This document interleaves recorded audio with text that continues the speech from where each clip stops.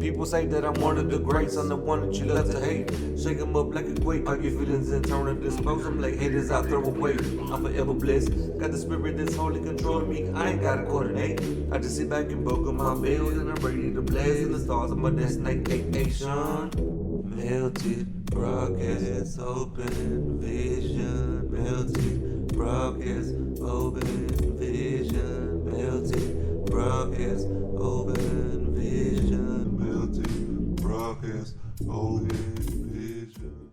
What's going on, everybody? This is Tony Mars with the Melted Broadcast. Today's episode, The Ancient Artifacts. Fitzy, a tenured art professor at a major university who has found a pattern, a full template of repeated symbology that runs through all ancient art. This template was repeated throughout the world because it was based on something the ancients all saw in the sky for all of hominid existence. It was as the reason art was invented. Welcome to the conversation, Fitzy. Hey, thanks for having me. So, why don't we jump in from the very beginning? What got you on this journey? And, just tell us where it all started. Sure. Well, basically, we have to start with this documentary that I encourage everyone out there to go listen to or watch. You can see it for free on YouTube. It's called Symbols of an Alien Sky. It's about 15 years old. It's a little slow, but stick with it. I think it's in 3 parts. A lot of great information, and the first part is the most important part. Basically, it's in this documentary. They explain that in the 50s there was this guy named Velikovsky, and Velikovsky came up with the idea that there was something wrong with our solar system. Do you know how Earth is? We're on a tilt. Yes. The Earth is tilted. We have a wobble. We're not straight up and down. Venus spins backwards. I believe Uranus is also on a tilt, and Mercury, modern academia tells us, is too close to the sun to have formed there. So the planets are out of alignment. This is modern academia telling us. Okay. What the modern academia also tells us is when solar systems form, because of gravity, everything ends up in the same line. And all of the objects in the line are straight up and down. Nothing is on a tilt or a wobble. And all of the objects in a line kind of resemble like a second hand on a clock going all the way around the sun. Okay. All of the objects in alignment. Now, this would include the millions of asteroids in the asteroid belt, all the moons, all the planets. Everything is in alignment. This is how every single solar system forms when it first forms. This is what academia tells us. It eventually, because of gravity ending up because of gravity, they all end up in this alignment. Now, Velikovsky suggested that these objects, when they got too close together, would release some form of electrical plasma discharge in between them. Think of it almost like static. Okay. Between the planets, except on a really large scale. Velikovsky suggested that everything was perfect until Venus came into the picture. Venus had been a comet, and it got captured in our alignment and screwed everything up. Well, I didn't know that. Yeah, and Talbot, there was another researcher named David Talbot. This is all in this documentary that I suggest everybody go watch.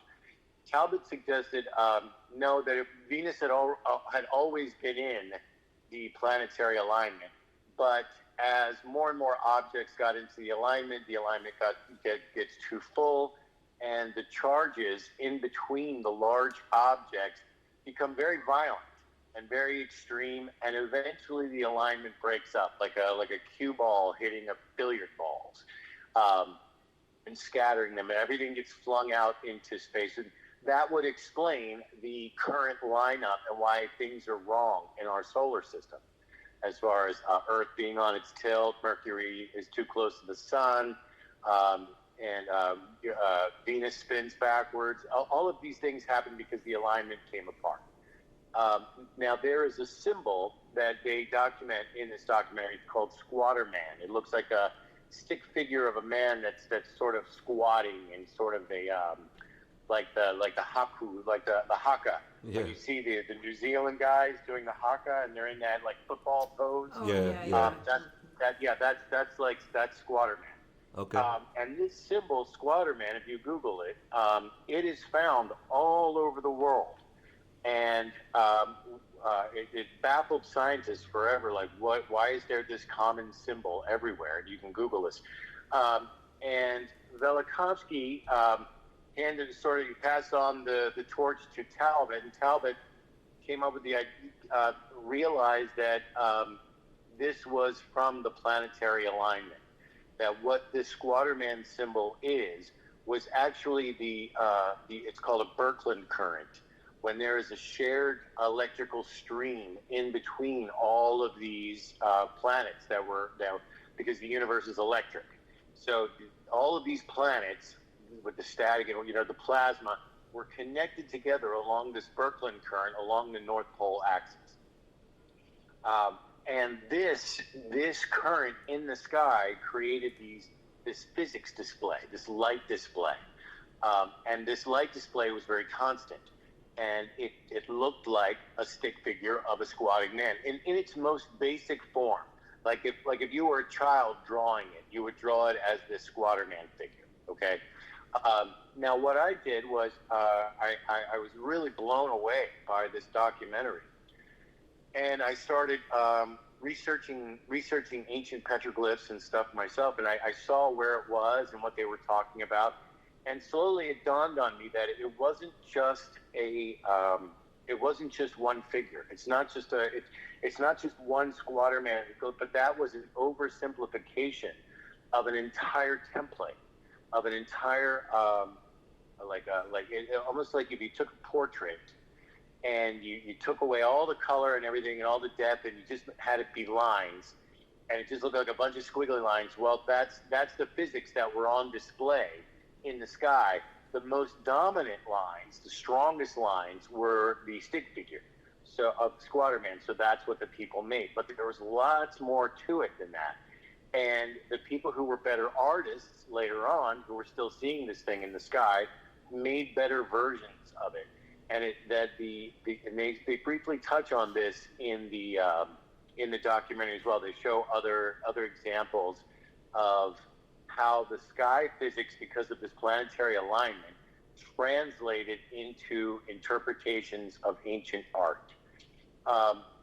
Now, as I have continued with this, discovered that there is not just a template, but there is a very recognizable symbol that is throughout all of this. And my research is constantly ongoing. I encourage everybody to watch that documentary first, so you know what I'm talking about. Then, when you're blown away, like I was, come to my account on Twitter or X, whatever, at BCE Supernova, and you'll see my latest current research with what I've been finding. And what I have found is that because again, this sky physics that were on display had dominant lines, had stronger lines in it than other parts of it. It lent itself to repeated interpretations, meaning somebody looked at it and saw a bull, and the bull that they made from it matches a bull that I find somewhere on the other side of the planet in a completely different era. And there's no communication in between these two peoples. So why did they make the same thing? Yeah. And it's because they are seeing the same thing in the sky, and they had the same idea because of the dominant or stronger lines in the sky physics that were like the fireworks that were steady on display from the planetary alignment going on. Now, the most recent thing I've discovered is that a major image that looked like this sky physics was called an ancient Chinese Fu lion, F-O-O lion. And you've probably seen these are they look like the monster lions, and they've usually got their paw on a ball. Oh yeah. Right. Yeah, they're in front of temples and stuff like that. Yeah, for sure. they're like mastiffs, like bull mastiff dogs with a demon face and their massive paws usually resting on some kind of a ball.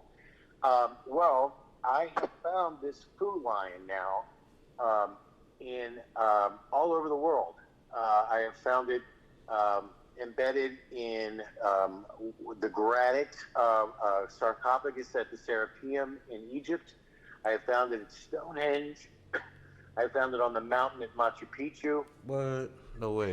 And several places in Peru.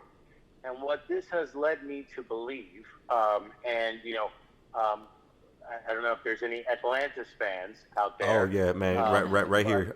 I'm For a sure. big Atlantis fan. But what I have discovered is that the most ancient art that I can find that is the most advanced comes from Asia, either in the form of the ancient Indus Valley, which were the India people, or the East Asians, which were Japan and China.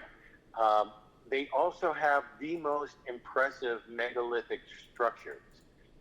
Google Japanese megaliths or Chinese megaliths.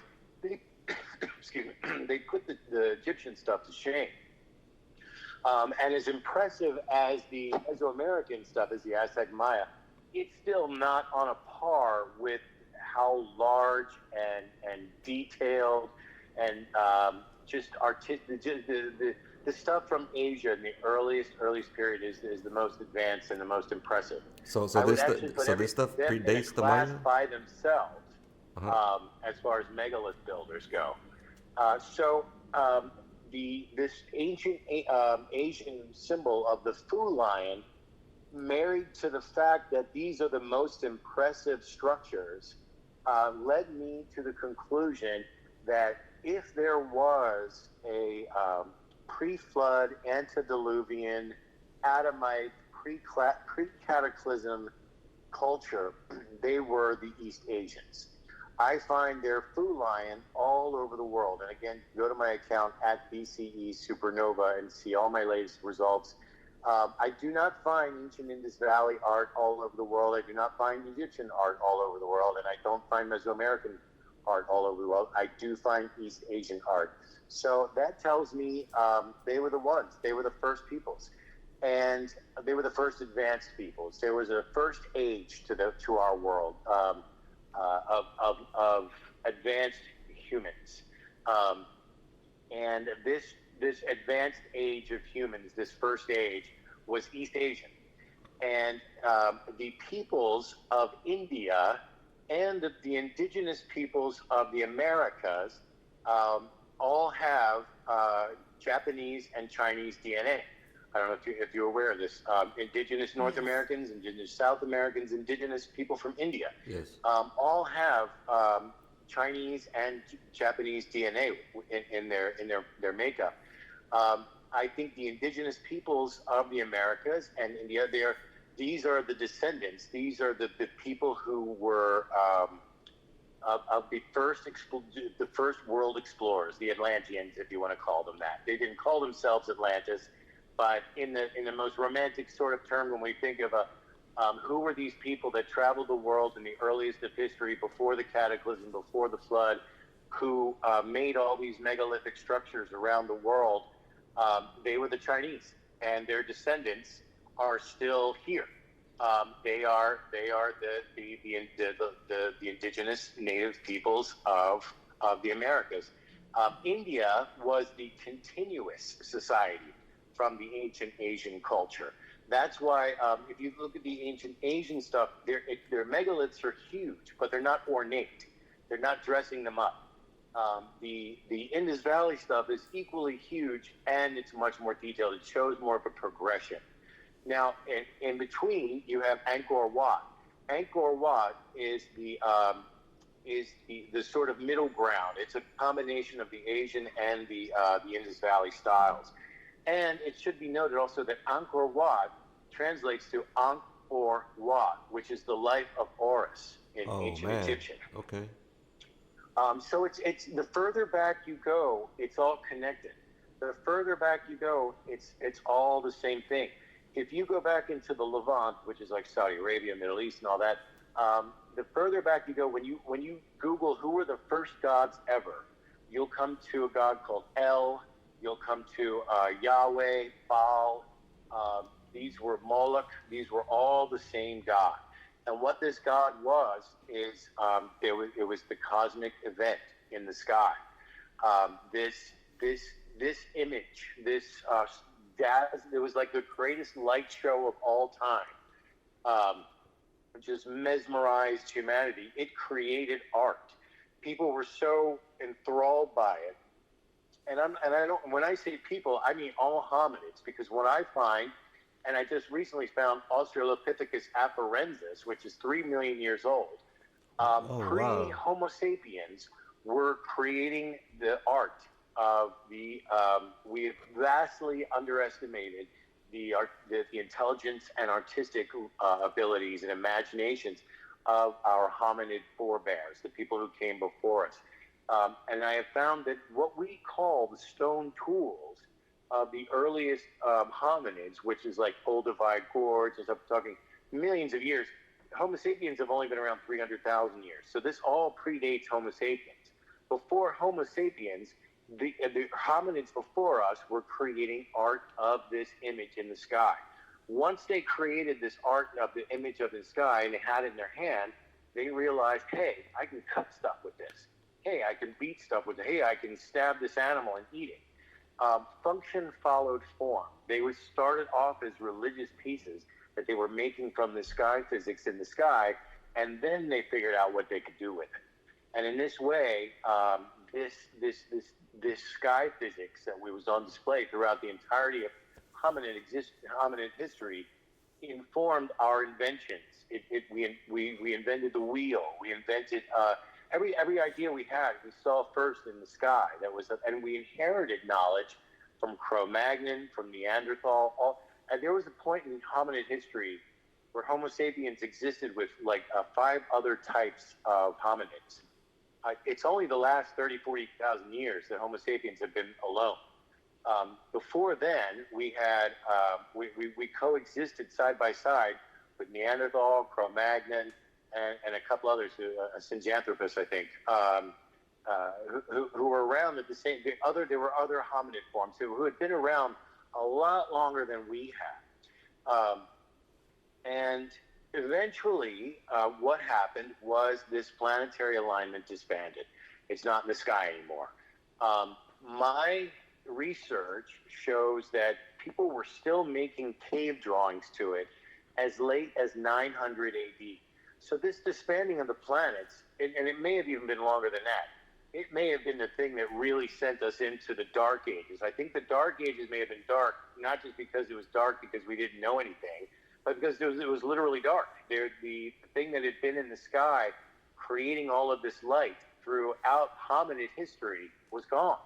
And we were now in the Dark Ages. Like a blackout, yeah. And I think that it's that late because the only other way that they could still be making this pattern is if it was continued tradition in an ancient peoples. And if it was continued tradition in ancient peoples, it would be very specific lines. It wouldn't be the sort of scratching, petroglyphs that I see in 900 AD still being made to this thing in the sky. So I think that the Velikovsky and Talbot theory were true, and that documentary, Symbols of an Alien Sky, don't let the title throw you off. It has nothing to do with aliens. It means alien-like strange. That is true, that there was a planetary alignment. The science matches up with it. That's how solar systems are formed. And it's just mind-blowing that we are so close to when that disbandment happened. And that changed everything. And there were several cataclysms. There were several floods. As the cosmic events don't just happen overnight. It takes a long time for something cosmic to happen, unless it's like a meteor crash or something like that. And so this disbandment took maybe 1,000 years to do. And during this 1,000 years, people are getting excited by the art that they see and by the imagery that they see in the sky. One of the images that looks like what was being created in the sky was this Chinese Fu lion. So they took this image as their god or representative, or that, you know. There's also, it also kind of morphed into the Chinese dragon. They have placed these images on everything that they built. Their art was just different than our art because they saw it in the sky and imagined it within. It's like if you saw. Remember those? There are those they're called autostereograms. Okay. It's like a picture that you look at, and it just looks like a random static pattern. But when you stare at it long enough, you see a 3D image in it. You know what I'm talking about? You ever seen those types of pictures before? I think I've seen some. Yeah. There's like it looks like a random pattern, but if you stare at it, eventually a 3D image raises from. It's called an autostereogram. Right. Well, that's what they were imagining in the pareidolia of the sky physics that they were seeing. They thought they saw imagery, so they would create their art the way they saw it in the sky. The way they saw it in the sky was emergent. It wasn't there was no real face in the sky. They knew that. They knew that they were seeing a face within the sky physics. So when they created their art, they made their art emergent. It's totally different than today. If I sculpt a face, I want you to see a face. They wanted you to see a rock that a face emerged from it. If you look like, and it was a form of magic to them. The Aztec and the Maya had no word for artist. They called them a magician. The same as the magic did, because that's what they considered art. They considered art to be a form of magic. Okay. And the magic was the way that you could create this image that could be more than one image and seem to appear as if it's emerging from the rock. Unfortunately, because that's exactly how they were seeing it in the sky. They could make more than one image out of it, and it seemed like it was emerging from the light show in the sky. Unfortunately, today, we don't understand that sort of emergent art. We don't get it. It's not how we make art today. It's not how anybody's used to looking at art today. If we make a picture, we expect people to say, yes, that's a picture. Right. But back then, they had a totally different mindset that you don't create something they would have thought our art today very pedestrian, very obvious, lacking totally in magic. It didn't require any imagination. There wasn't any journey of the viewer to invite you into it, where you had to see it and take part of the magic by using your imagination. So unfortunately today, that gives my critics a lot of room to say, oh, you're just seeing things. It's pareidolia. So I started this account so that I could say, well, the only way I can combat against these charges that I'm seeing things is through multiple examples. If I have enough examples of a Fu lion from all over the world, you can't say, oh, he's seeing things because, oh, I have one here, I have one here. How many do I have to show before it's not seeing things anymore and it's a pattern? Correct. So that was the whole point of starting the my account. And it's sort of like my workbook. And I only just recently discovered the Fu lion connection like this week. So if we had this conversation last week, we'd talking about different things. But I'm really excited about this new connection because I finally found something that is easily identifiable. People can recognize what that looks like. It's a very specific image. It's not like just saying, oh, I see a rabbit in the clouds. And when you match it to something, it's unmistakable that that's what it is and that's all that it can be. Unfortunately, I think we live in a time where the truth is being kept from us. Oh, yeah, for sure. Most definitely. That academia has a stake in not telling the truth. The whole way I found out that there were images hidden in these stones was because I used to follow these archaeology accounts. And there was one archaeologist who would draw the artifacts that he had.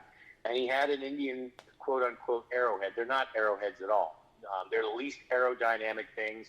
They're not sharp. They're not. If anyone has ever fired a shot at bow and arrow before, looked at one of these arrowheads. They're the least aerodynamic. It's like shooting a carburetor on the end of your arrow. I'm actually looking at your pictures right now on that. Right. So it's they're sculptures. They're little. They may have been used later, repurposed, which is funny because on one of the sculptures I found Quan Lin. Quan Lin is an ancient Asian. She's an ancient Asian goddess, and she looks. And she is the goddess of seafarers.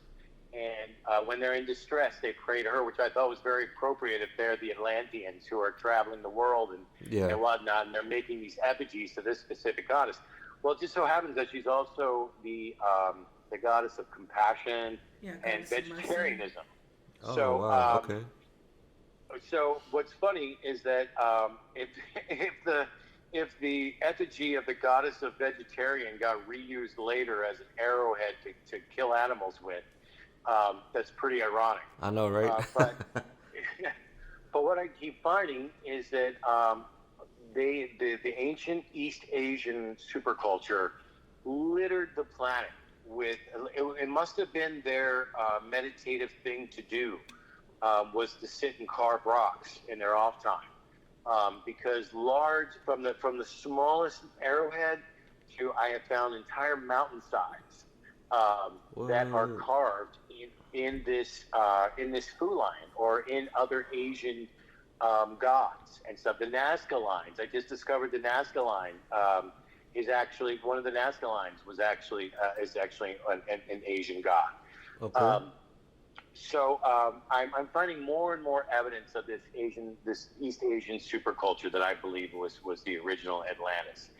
I'm also finding a lot of ancient art that I believe is showing the literal disbandment of the planets. Like you see all of these circles around. I've detailed this also on my account, again, at BCE Supernova, where you can see where not only are they showing the planets coming apart, but they connect the planets all together with these like snake-like tendrils. And what those snake-like tendrils are the plasma dendrites of the electric charge being passed between all of the planets still as they're coming undone. So that's a whole lot. But the first thing I would suggest everybody do, like I said, is go watch Symbols of an Alien Sky first. They really, it's a really great introduction.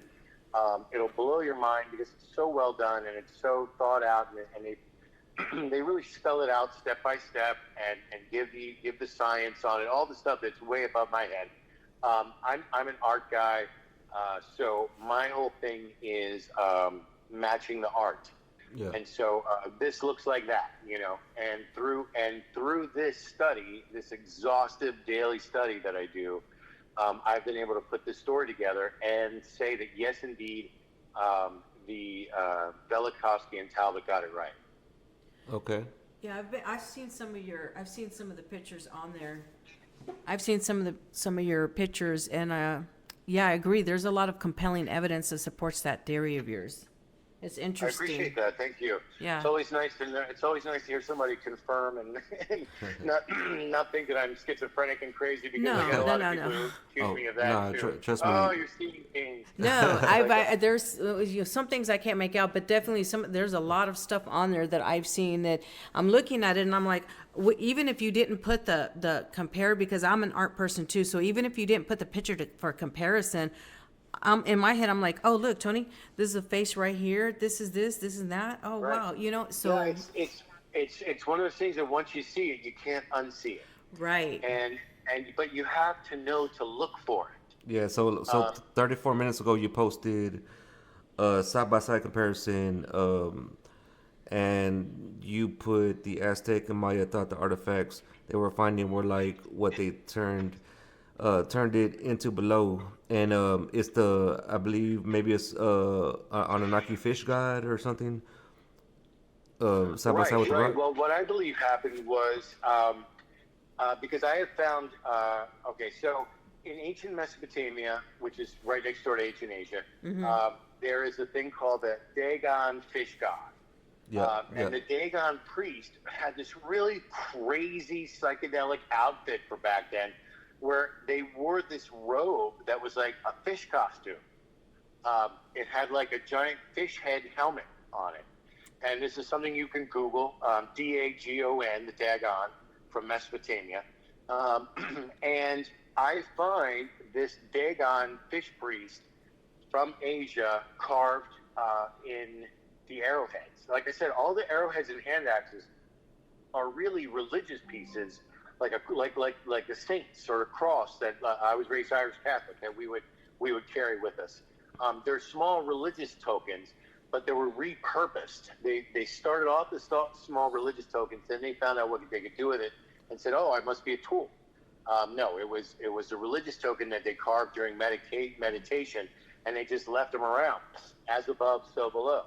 Yeah. Right. So I believe that so much time transpired between, we're talking maybe 10,000 plus years, maybe even more, like 20,000 years, between the time the ancient Asian superculture were in the Americas, because modern DNA, science tells us that there were two waves of immigration from Asia to the Americas during the last ice age.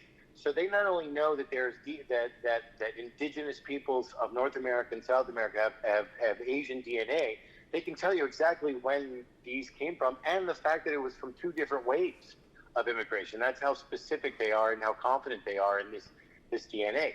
So I think what happened was these started off as Asian Dagon priest carvings of that, of themselves. And when the Maya and Aztec, thousands of years later, found all these things littered around everywhere, they misinterpreted what this was, because it had been so long they forgot what the original meaning was. So they interpreted it themselves. And this Dagon fish priest not only had a fish on the top of his head, but his costume had faces on it. Like they put, it's kind of hard to explain. When he turned around, there was a giant monster face looking at you on the back of his robe, kind of thing. These were meant to shock and awe. And there are stories of these Dagon fish priests all over the world. In Greece, there is Oannes. I believe in Mesoamerica, they even say Viracocha was someone who visited and taught everybody how to do. There's all these stories of these fish priest gods and the Dagon in Mesopotamia coming to the land after a cataclysm and teaching the locals, basically restarting civilization. A reboost. Right, and the final cataclysm was the disbandment of the planetary alignment. The first major one, I believe, cataclysm happened in around 1400 BCE, and I timed that because that's when the Bronze Age collapsed around the Mediterranean. Scientists don't know why, but all of a sudden, Egypt, Greece, Turkey, which is Anatolia, all of these Carthage, all of these major superpowers that had ruled the world during the Bronze Age suddenly die out at the end of it's called the Bronze Age collapse. Yeah. And during this time, we have found that there's great earthquakes, great floods, famines. And the reason being, I believe, is because some things that were going on with the planetary alignment coming undone and causing great upheaval, gravitationally and plasma strikes, which, by the way, I also believe the plasma strikes, the plasma from the Birkeland current of the planetary alignment was how the ancient megaliths were built. They harnessed it. They were able to, granite and limestone are the major blocks that are used in megalithic building. When granite and limestone decay, they release a gas called radon. You ever hear you got to get your house checked for radon, inspected for radon gas? Yep. That's because radon gas is a natural conductor of electricity. So they were building their megalithic structures out of conductors. Out of electricity conductors, stone. All you do is you quarry the stone that you want, in manageable amounts. You take it to where you're going. That solves the megalith transportation problem. You pile it all in a big pile where you want to build. You put a gigantic copper pole in the middle of it as a conductor, with the rest of the stone being conductors as well. You wait for the zap. The zap comes. It zaps the stone, melts it. You wait till the stone is cool enough to carve, and then you come in with copper wire or whatever, and you cut it up like hot Play-Doh. Well, And that's why we see all the seamless joinery at like Sacsayhuaman. Yeah, like it's a beautiful puzzle. It's massive melted stone that they waited till it was cool enough, and then they just carved it like a cake, like Play-Doh. Yeah. Or shaped it how they wanted. So that's my theory on how the megaliths, how that all ties together like that. Wow. And so the first major cataclysm was that one, and that destroyed the Bronze Age. But I think there were lots more. We find a lot of destroyed ancient sites that look like they've been blasted with high heat. Yep. I think they were struck by these plasma strikes from the planetary alignment. We also find there are something like there are 70 underground cities across the world. Well, one is Derinkuyu in Turkey that holds like 15,000 people. Yeah. And has entire sections for like livestock and whatever. We have Cosa Verde in Colorado that is an entire city built underneath a carved out cliff ledge. Yeah. They're protecting themselves from these plasma strikes. They're like bomb shelter. They're existing. They're living under these massive protections of stone. Yeah. So this template that I have discovered, in addition to it making a Fu lion, there is a structure to it, and the basic structure is the dolmen, which is the Fred Flintstone houses of, from the cartoon that we see all over. We have it in America too, but American scientists won't admit it. They say there are no dolmens in America. That's complete crap. They call them erratics from the last ice age, meaning that the glaciers picked up these boulders, moved them hundreds of miles, and dropped them off, and that's why they just happen to be standing on perfectly on other rocks. Yeah. Because that's how they were naturally, melted in the ice. It's all crap. You can't trust anything that archaeology academics say. They have their own agenda. Oh, yeah, most definitely, for sure. So what I was saying was, I think I forgot to say the one thing. I was following this academic. He was drawing his finds. He drew a face from one of his finds, and I didn't know if he realized that he had drawn a face from one of his arrowheads. And so I wrote to him and I said, I don't know if you noticed this, but in your copying of what you were, in your drawing of what you made, you just happened to draw a face, and he didn't respond to me. So I went through his art, and then I just found all this hidden stuff that I strongly believe that there's an Illuminati. Oh, yeah, most definitely. And I think it's the academia or part of it. And I think, and my own research has shown me that there are things that are just too obvious that academics have to have seen. I don't study arrowheads and hand axes nearly as much as someone who's paid to do it, for years and years. The Vatican Archives. There's no way that I saw these faces in it. Yeah. And they haven't. And if they haven't, then the main thing that has held us back is that archaeologists aren't artists. You have to think. Oh my God, this is great. Like an ancient artist, you have to be able to put yourself in that mindset and think. And it's totally alien to what we think today. It's a different mindset. It's a different paradigm. They're coming at art from a totally different place than what we are today. They're coming from a place again where it's emergent. It's magic. They're not creating an obvious. This is a hat. This is not just a hat. It's also a face. It's not just a face. It's also a line. It's how many images can you create that flow seamlessly into one another And at the same time, somebody not knowing just sees a rock, because that's how they saw it in the sky. They saw this mess of stable plasma physics in the sky, and somebody said, "Oh, I see this," and the other person said, "Oh, I see that," and they said, "Well, it can be both things, and I'll make both things when I create the art." And that's what they did, and they made the art emerge from the rock, just like it emerged from the sky physics. So that's where I am. So I encourage everybody, go watch Symbols of an Alien Sky, because otherwise you're not really going to be able to fully appreciate my work. And then if this interests you, do you want to see some stuff that really is just going to blow your mind? Go to my highlights section on my Twitter account at BCE Supernova.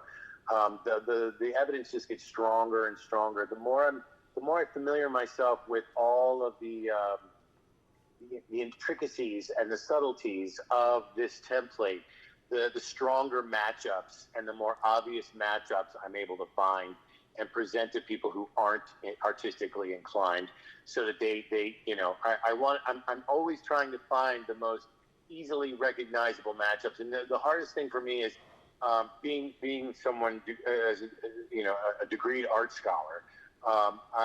My level of artistic, appreciation or vision or whatever you want to call it, is a little bit more refined than this is what I do. So I look at art all day. So if I'm able to see things that certain people aren't able to recognize, just because I'm looking at so much of it all the time. When I hear you say, well, some of the stuff it's a little hard for you to see, Mm-hmm. I'm always that's like an arrow to my heart a little bit, because I'm always like, every post I make, I think this is the one. This is going to be the one that people really see, and that's going to knock their socks off, and they're not, And I forget that not everybody can see everything as clearly as I can. It's hard for me to make that handicap or that allowance. I just always push myself to find the most obvious comparisons, so that even the people who can barely draw a stick figure can say, yeah, that looks like that. A looks like B. Yeah, well, So, it's not a lot. It's just a few of them, but majority of them, right. yeah, I definitely can't see. And if for our listeners, if you guys really want to go out there, go and see what we're talking about, you need to go follow him so that you can go see those compelling, the compelling evidence that's there for sure. I appreciate that. Thank you for saying that. Thank you for no. saying that. It's definitely a labor of love. The unmitigated joy of scientific discovery. I really think that I'm getting somewhere. I really feel like I'm putting this together, and I really think that I've unlocked ancient history. The only problem is it's hard getting people to believe their own eyes. People will say, yeah, that totally looks the same, but I don't know about the rest of what you're saying. And it's like, well, it can't look the same if the rest of what I'm saying isn't true. Yeah. This is how we got here, We have to lift that veil. But people have been fed lies their whole life, and a certain way of thinking, and to accept what I'm saying requires you to flush all of that, which you should anyway, because it's literally crap. That our true ancient history hasn't been told to us. They know what it is, but they don't want to. But they don't tell, because you have whole careers, and they have textbooks that they've written based on the lies. And as soon as they say, "Oh, this is actually the truth," all of that gets thrown out the window. All of that becomes worthless because it's not. It needs to be updated. So there goes their entire livelihood. So they have a stake in keeping the accepted wrong paradigm or story out there, and there's just so much more, and it's so much more fascinating, and it's so much more interesting and compelling than what we've been told.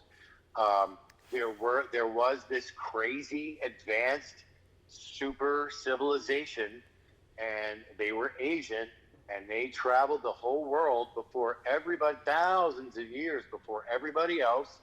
They knew how to harness the sky physics, and they knew how to create these magnificent, incredible 100 tons of stone megalithic structures with ease. And they were masters of stone from the largest, where they're carving whole mountainsides to the tiniest little arrowheads. That was just their thing. They were totally in tune with nature and their environment. And they traveled the entire world, and they seeded the worlds with their people. We have that in the DNA evidence from India to the Americas. And we are still, it's still everywhere. It's still everywhere. This pattern, this template is the same template that's the Catholic altar. It's the same template that is on every single court and government seal, where it's two figures on either side and like a tree or something in the middle. That's the same. It's the same structural composition as ancient Mesopotamia art with the tree of life and the two Sumerians on either side of it. The sky physics pattern lasted the entirety of hominid existence until about 1,000 years ago. It's not going to get erased from our culture that easily. We might be done with it, but it's not done with us. It's still everywhere. And I know this is a whole lot to take in, but this is the truth. And if you want, at BCE Supernova, check out my account. All I ask is that I don't ask for any money. I don't have any Patreon account or nothing like that. I ask that people believe their own eyes and keep an open mind. And if you really want to understand, go watch Symbols of an Alien Sky for free on YouTube. I think it's about a half hour long, the first part. There's 3 parts, but you only really need to watch the first part to understand. They go off on the electric universe theory and how they suggest, like, the Grand Canyon, for example. There's a thing called it's called I want to say Fahrenheit burn, but it's not fair. There's a fractal burn that is done. If you ever take electricity, like a live wire, and you put it to wood, there will be a fractal burn in the wood from the electricity. Well, that looks exactly like our river system. And what they suggest and later is that all our river systems and the Grand Canyon itself are actually fractal burns from this Birkeland current striking the Earth. When that was how much devastation it caused, and that's how powerful it was. So you can really go down the rabbit hole with the electric universe theory, stuff like that. But as far as ancient symbology goes and how that ties into the planetary alignment and the physics that it caused to be seen in the sky, you really only have to watch that first episode, which I highly recommend. It'll change your life. You'll never look at ancient symbology again. You'll look for Squatter Man and everything, and eventually 10 years later you end up being movie night. Right. Like I said, it's old, so it's a little slow, and it's not like in high def. So you've got to sort of like temper your expectations a little bit. But if you can get through it, your mind will be completely and utterly blown. Good advice. And then once you have a blown mind, then you come to @BCE Supernova on Twitter and see all the. I have taken the ball from them. David Talbot took the ball from Velikovsky. I took the ball from them and moved their work forward. So I discovered that Squatter Man isn't just a glyph; it's an entire template. It's like if you took the Mona Lisa and just made her a stick figure. That's essentially what Squatter Man is. But there's so much more to it, and the most dominant, easily recognizable symbol that I have found created from it is this Fu lion from China, from ancient China, and that's what I'm finding literally everywhere these days. That and the Dagon priests with the weird fish helmet thing. The best thing is that they're so strange. These images are so strange that it makes really great matchups because they can't be anything else. It's like, well, that could be a dog or it could be a lion. I'm not saying in between that. No, this is a guy with a fish on his head. It's kind of hard to mix that up with something. So these fish heads, I've noticed with like the Pope, they wear something similar. Yeah, yes, exactly. It's a dragon with a priest that's what I said. something. We are still worshiping this cosmic sky event. Exactly. We just don't recognize it as such anymore. This fish head hat became what's called the mitre. It's the Pope hat. It's the same thing. And I don't want to upset anybody out there, but my research, because I was raised Irish Catholic and whatever, the Catholic imagery is the same as everything else. It's all the same thing. Every single ancient religion and modern religion, including the modern occult, is this ancient sky event. It was so dazzling in the sky. It was so beautiful. It was seen for so long that it invented gods. It invented art. Every invention that we have of modern man came from seeing this thing in the sky. And because this thing appeared to have sort of a, when you take two circles and you put them together, the part at the top where the two circles touch, or I'm sorry, you take two circles and put them together. Imagine that in your mind. Now the top section creates like an upside down triangle. This upside down triangle became, to ancient man, looked like a demon head. And this demon head became Dual Karnain in Persia. They call him the Horned One. This is the birth. This is the original Satan, Lucifer. This is where that comes from. Lucifer in Latin means light bringer, the morning star. Right. That's what this cosmic event was. The cosmic event was the light bringer. It was Lucifer. Yeah. It was the thing that gave man fire. It was Prometheus. It was all the mythology. All mythology comes from looking at this, all the stories of gods, everything comes from looking at the sky event, physics in the sky, and creating stories based on what you thought you saw was in the sky. And Lucifer, or the Satan, was one of them. And when the planetary disbandment ended, the sky physics ended, and Lucifer fell from the sky. That is the Catholic mythology of the sky event. Lucifer was the shining light bringer, the most beautiful angel in heaven. He wanted to create life on earth himself. Yeah. That enraged. That means that he was. I don't know if you guys went to Sunday school. I did. This is what they teach you. So Catholic mythology. So make God jealous. God cast him down from the heavens. Lucifer, the light bringer, the morning star, being the most beautiful angel, being cast from the heavens, was ancient mythology of us losing the sky physics in the sky. That looked like this that became this demon.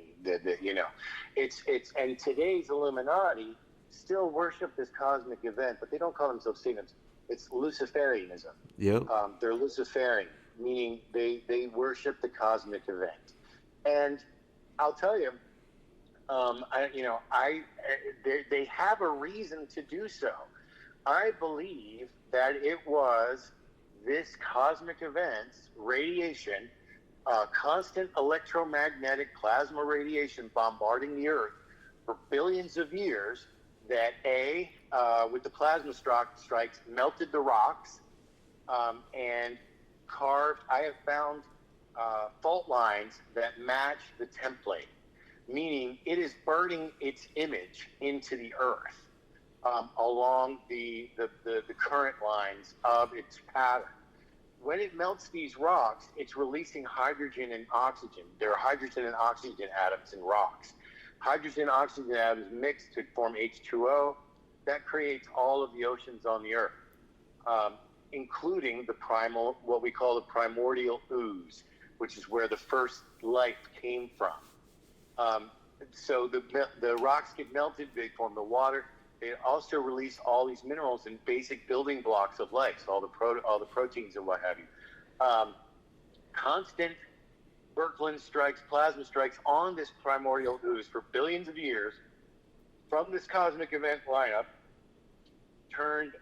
bonded the inanimate matter into animate bonded matter, which we call life. And it created life in its image. So I believe that, yes, this cosmic event is responsible for creating life on Earth. And since it came from a standard process in the universe, which is all solar systems begin this way, with their planetoids and moons and everything all in the same alignment, and they eventually get too close and start their own Birkeland current. So each one of these planetoids has a chance of becoming life in the exact same process that we became life. That means that life should be plentiful throughout the universe. Mm-hmm. And the only thing that stops it from us from communicating is the universe is vast in time. they could have already risen and fallen. You know, a gazillion cultures out there. Alien race could have risen and fallen by the time we come out. You know, or do we just miss each other in the vastness of the time and the space?